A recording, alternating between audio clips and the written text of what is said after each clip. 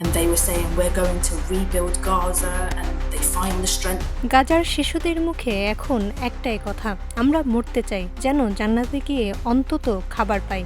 আন্তর্জাতিক সংবাদ মাধ্যম বিবিসির বরাতে জানা যায়, সম্প্রতি সেভ দ্য চিলড্রেনের senior media manager Shaima Al Obaidi এই মর্মান্তিক বাস্তবতার কথা জানিয়েছেন। তিনি বলেন, রমজান মাসে গাজায় যখন হঠাৎ করেই ত্রাণ বন্ধ হয়ে গেল, তখন অল্প কিছুদিনের মধ্যেই শেষ হয়ে গেল প্রোটিন, মাংস, সবজি আর ফলমূল।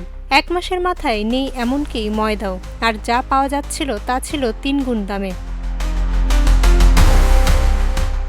শাইমা বিবিসিকে জানান, মানুষ তখন ঘাস খাচ্ছিল, গাছের পাতা খাচ্ছিল, আর শিশুরা তাকে বলেছে, আমরা চাই মারা যেতে, যেন জান্নাতে গিয়ে পেট ভরে খেতে পারি।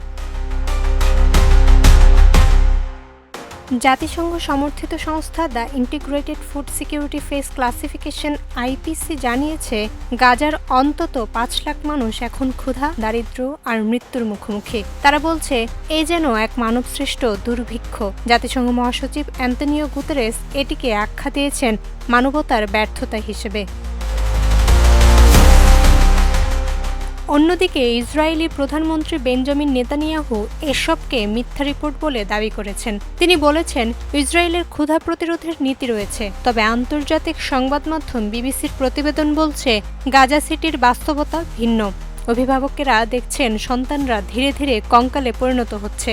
শিক্ষকরা জানাচ্ছেন, শিক্ষার্থীরা ক্ষুধায় ক্লাসে দাঁড়াতে পারছে না। এই দুর্ভিক্ষকে কেউ কেউ বলছে পরিকল্পিত গণহত্যা, কারণ শিশুরাই এখন দিচ্ছে সবচেয়ে বড় মাশুল। জান্নাতুল মাওয়া, প্রজন্ম 24।